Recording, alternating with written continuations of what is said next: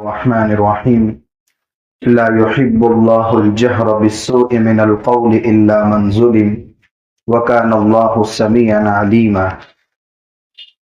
اللہ تعالی زبان سے بری بات کو ظاہر کرنے کو پسند نہیں کرتے مگر وہ شخص ہے جس پر ظلم کیا گیا ہے، اور اللہ تعالیٰ خوب سننے والے اور خوب جاننے والے ہیں۔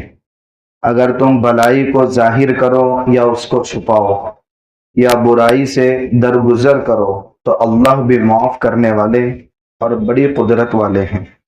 یہ چھٹے پارے کی پہلی 2 آیتیں ہیں۔ ان آیات میں یہ بات اللہ تعالیٰ نے بیان فرمائی ہے کہ زبان سے بری بات ظاہر کرنا یہ اللہ کو پسند نہیں ہے۔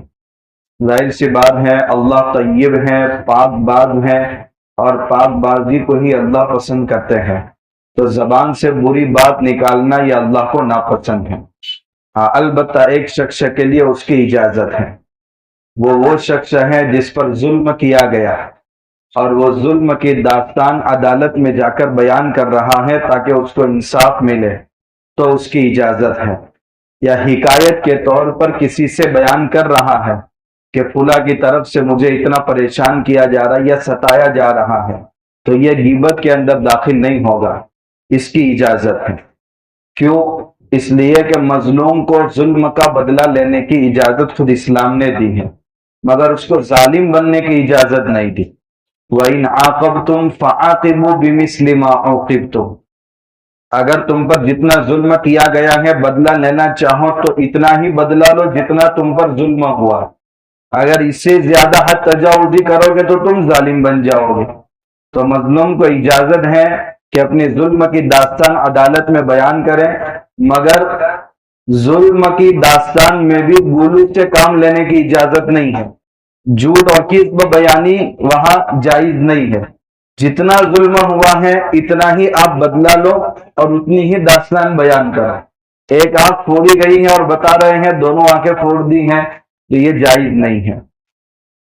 آگے اللہ تعالیٰ فرماتے ہیں مظلوم کی فریاد اللہ خوب سننے والے ہیں، اور ظالم نے کتنا ظلم کیا ہے اللہ اس کو بھی خوب جاننے والے ہیں۔ مگر معاشرے کے اندر کسی قسم کی کوئی انتشار اور برائی نہ پھیلے، اس کے لیے شریعت نے ایک حکم بیان کیا، تم ایک علانیہ نیکی کرو، کھلم کھلا۔ کتنا بڑا ثواب کا کام ہے۔ کبھی کبھی اس کا بھی موقع ہوتا ہے، مسجد کا تعمیری کام ہو رہا ہے، مدرسے کا کام ہو رہا ہے اور علانیہ اس کا اعلان کیا جا رہا ہے، اور کوئی صاحب 1 لاکھ 2 لاکھ روپے لکھوا رہے ہیں، تو دوسروں کی ہمت بڑھ رہی ہے، دوسروں کے لیے خیر کے راستے کھل رہے ہیں، تو یہ علانیہ نیکی جو اس کے موقع پر ہوتی ہے تو اس کا بھی بڑا ثواب ہے۔ کبھی نیکی چھپ کر کے کرنی چاہیے، اس کا بھی بڑا ثواب ہوتا ہے، اس کا موقع الگ ہے۔ سال میں 1 مرتبہ تہجد پڑھی ہے اور آ کر صبح فجر میں بتا رہے رات میں مجھے چاند میں کچھ دکھ رہا تھا۔ وہ رات میں کیوں اٹھے تھے؟ وہی تہجد پڑھنے اٹھا تھا، تو جو نیکی مخفی رکھنی چاہیے تھی اس کا اظہار ہو گیا تو ثواب چلا گیا۔ تو رات میں تہجد پڑھنے کا ثواب ہے، کیونکہ اس وقت بندہ ہے اور اپنا خدا ہے، اس سے زیادہ اخلاص والی کیفیت نہیں ہو سکتی۔ اس لیے اللہ کے نبی صلی اللہ علیہ وسلم نے فرمایا افشوا السلام واطعموا الطعام وصلوا باللیل والناس نیام، سلام کا خوب رواج دو، لوگوں کو خوب کھانا کھلاؤ اور رات کے وقت نماز پڑھو جب لوگ سوئے ہوئے ہوں۔ تو یہ اخلاص والا کام ہے۔ تو یہ جتنا اونچا عمل ہے اتنا ہی اونچا عمل ہے کہ تم برائی کو درگزر کرو، یعنی تمہارے ساتھ کسی نے اگر برا سلوک کیا ہے یا تم کو برا بھلا کہہ دیا ہے تو اس کو معاف کر دو۔ اس کا فائدہ یہ ہوگا کأنہ عداوۃ، وہ شخص جس کے اور اس کے درمیان دشمنی تھی بعد میں گہری دوستی میں تبدیل ہو جائے گی۔ اور اگر تم نے اپنے ظلم کی داستان عدالت میں جا کر بیان کی، اس کو بھی سزا ملی، تم کو انصاف مل گیا، شریعت میں اس کی اجازت ہے، مگر ہو سکتا ہے یہ دشمنی خاندانوں تک منتقل ہوتی رہے اور بعد میں بھی اس سے زیادہ خطرناک بگاڑ پیدا ہو۔ اس لیے شریعت نے ایک ایسا طریقہ بھی اختیار کیا کہ اگر تم معاف کر لو، درگزر کرو، تو اس سے محبت بھی بڑھے گی۔ دوسرا، اللہ سے بھی تم یہی تو امید رکھ رہے ہو کہ کل قیامت کے دن اللہ میری برائیوں سے درگزر کرے تو اللہ بھی معاف کرنے والے ہیں۔ پھر آگے دوسری صفت بیان کی، اللہ معاف کرنے کے ساتھ قدرت والے بھی ہیں۔ بہت سی مرتبہ انسان کو ایک تماچا پڑا، سامنے بدلہ لینے کی طاقت نہیں ہے، تو انسان کیا کہتا ہے، میں نے دل سے معاف کر دیا۔ تو کبھی کبھی ایسا بھی ہوتا ہے کہ اپنی کمزوری کو چھپانے کے لیے انسان معاف کرتا ہے، مگر اللہ بھی معاف کرنے والے، اس کا مطلب یہ نہیں ہے کہ اللہ کمزوری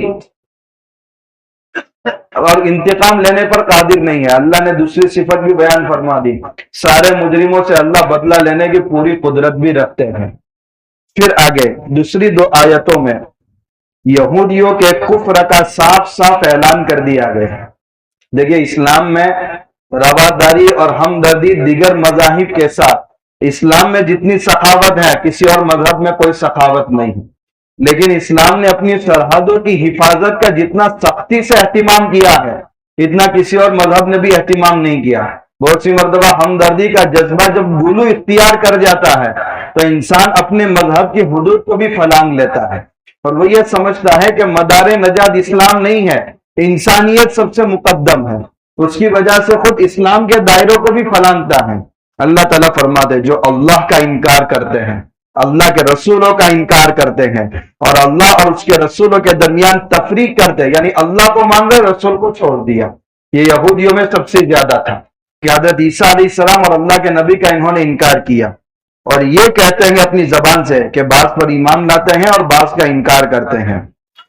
اللہ تعالیٰ فرماتا ہے یہ سچے کافر ہیں، بالیقین کافر ہیں، اور ہم نے ان کے لیے ذلت آمیز عذاب تیار کر رکھا ہے، لہذا ان سے کسی قسم کی ایسی ہمدردی جو اپنا مذہب کی حدود پھلانگنے پر مجبور کرے ہرگز نہیں ہونی چاہیے۔ پھر آگے اللہ تعالیٰ فرماتے ہیں وہ لوگ جو ایمان لائے اللہ پر اور اللہ کے رسولوں پر اور ان میں سے کسی کے درمیان کوئی تفریق نہیں کر رہے ہیں تو ان قریب اللہ ان کو ان اعمال کا اجر دے گا، اور اللہ معاف کرنے والے اور رحم کرنے والے بھی ہیں۔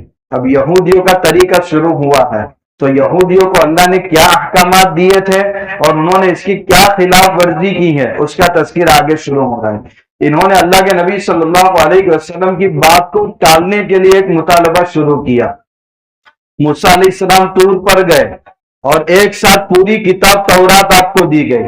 ہم قرآن کو اسی وقت مانیں گے جب پورا قرآن آسمان سے ہمارے سامنے پورا 30 پاروں کا جمع ہوا اترے۔ حالانکہ یہ مطالبہ اللہ کے لیے کچھ مشکل نہیں ہے، مگر ماننے کے لیے مطالبہ ہو تو بہت سی مرتبہ شرائط اس لیے رکھی جاتی ہے کہ کرنا نہیں ہے کام۔ تو اللہ تعالیٰ فرماتے ہیں حضور ان کے پیچھے آپ نہ پڑے۔ یسألوک اہل الکتاب، یہ اہل کتاب آپ سے سوال کر رہے کہ آسمان سے پوری کتاب اتاری جائے، تو یہ کن کی اولاد ہے؟ فقد سألوا موسیٰ اکبر من ذلک، ان کے باپ داداؤں نے موسیٰ علیہ السلام سے اس سے بھاری سوالات کر رکھے ہیں، اس لیے ان سے امید نہ رکھی جائے۔ کون سے بھاری سوالات کیے تھے؟ ارین اللہ جہرا، موسیٰ تم کہہ رہے خدا کو مانو، کھلم کھلا خدا کی ذات دکھاؤ جبھی مانیں گے۔ موسیٰ علیہ السلام لے بھی گئے تاکہ آواز سنے، آواز سنی بھی نہیں، کہہ رہے آواز کسی اور کی ہو اللہ کی نہ ہو۔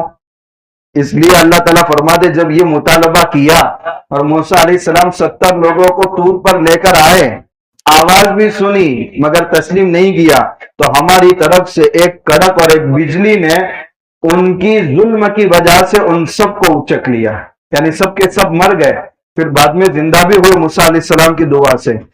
پھر اس کے بعد یعنی یہ سب کچھ ہونے کے بعد اللہ کو چھوڑ کر بچڑے کو معبود بنایا، پھر بھی ہم نے معاف کیا۔ وَآتَيْنَا مُوسَىٰ سُلْطَانًا مُبِينًا، اور بھی ہمارے وجود پر موسیٰ علیہ السلام کو بڑے بڑے معجزات بھی دیے، پھر آسمان سے تورات بھی اتاری، یعنی کہا کہ کتاب لاؤ، کتاب بھی لائے، مگر پھر تورات ماننے سے انکار کر دیا۔ تو اللہ تعالیٰ فرماتے ہیں اب تورات پر عمل کرانے کے لیے طور پہاڑ ہم نے ان کے سر پر لٹکایا۔ تورات کے احکام کو ماننا پڑے گا ورنہ چٹنی بنا دیں گے۔ اب یہاں سوال نہیں ہونا چاہیے طور پہاڑ لٹکا کر کے منانا، حالانکہ لا اکراہ فی الدین، دین میں کوئی زبردستی نہیں ہے، نہیں تم نے مطالبہ کیا تھا کہ کتاب لاؤ ہم مانیں گے، ایڈمیشن لیا، اب ساری شرائط اسی اسکول کی مدرسے کی تسلیم کرنا ضروری ہے، اسلام میں داخل ہو گئے، ایک صاحب گئے بھائی نماز پڑھنے آؤ، بھائی زبردستی مت کرو، دین میں زبردستی نہیں ہے، بھائی اسلام میں داخلہ لیا ہے تو اب زبردستی احکام پر عمل کرنا پڑے گا. وَقُلْنَا لَهُمُ ادْخُلُوا الْبَابَ سُجَّدًا. موسیٰ علیہ السلام سے کہا فرعون مصر میں بہت ظلم کر رہا ہے، کچھ تو کرنا چاہیے. موسیٰ علیہ السلام نے کہا راتوں رات نکلو. دریا بھی پار کرائے، اسی دریا میں فرعون کو غرق بھی کیا، نہیں مان رہے تو لاش کو دریا نے باہر بھی پھینکا. پھر اللہ نے کہا ملک شام میں جاؤ، یہ مصر سے بھی اچھی سرزمین ہے، انبیاء کا مسکن بھی ہے، مدفن بھی ہے. تو کہا اکڑ کر کے داخل ہوں گے. اللہ تعالیٰ نے فرمایا ذرا سر جھکا کر کے داخل ہونا. وَقُلْنَا لَهُمْ لَا تَعْدُوا فِي السَّبْتِ. اور سنیچر میں اپنی معاشی سرگرمیوں کو بند رکھو، مچھلیاں پکڑنا بند رکھو. لیکن اس کے باوجود بھی انہوں نے نقض عہد کیا. آج بھی یہ حکم اسلام میں باقی ہے. ان کے لیے 24 گھنٹے سرگرمی بند رکھنا ناجائز تھا. ہمارے لیے صرف جمعہ کے وقت میں جب جمعہ کی پہلی اذان ہو جائے اس کے بعد اب کوئی سرگرمی ہم نہیں کر سکتے سوائے صحیح الجمعہ کے، یعنی جمعہ کی تیاری ہماری ہونی چاہیے اور جمعہ کے لیے چلنا چاہیے. مگر یہ عمل ہم بھی نہیں کر پا رہے ہیں. اس لیے مفسرین نے لکھا ہے کہ ان کو بندر بنا دیا گیا تھا. اللہ دل کی صورتوں کو مسخ کر دیتے ہیں. اگر ظاہری صورت مسخ نہیں ہو رہی ہے تو دل کی اندرونی صورت مسخ ہو جاتی ہے، جس کی وجہ سے نیک اعمال کی توفیق نہیں ہوتی. وَأَخَذْنَا مِنْهُمْ مِيثَاقًا غَلِيظًا. اللہ تعالیٰ فرماتے ہیں بہت بھاری عہد لیا تھا ان سے. یعنی لکھا پڑھی کرنے کے باوجود بھی یہ بنی اسرائیل ایسے تھے کہ وہ کتے کی دم کی طرح کیسے نقض عہد کیا اور کیسے کیسے عہدوں کو توڑا. چھٹے پارے کے دوسرے پیج میں اس کا تذکرہ ہے. انشاءاللہ اس کی تشریح کل کریں.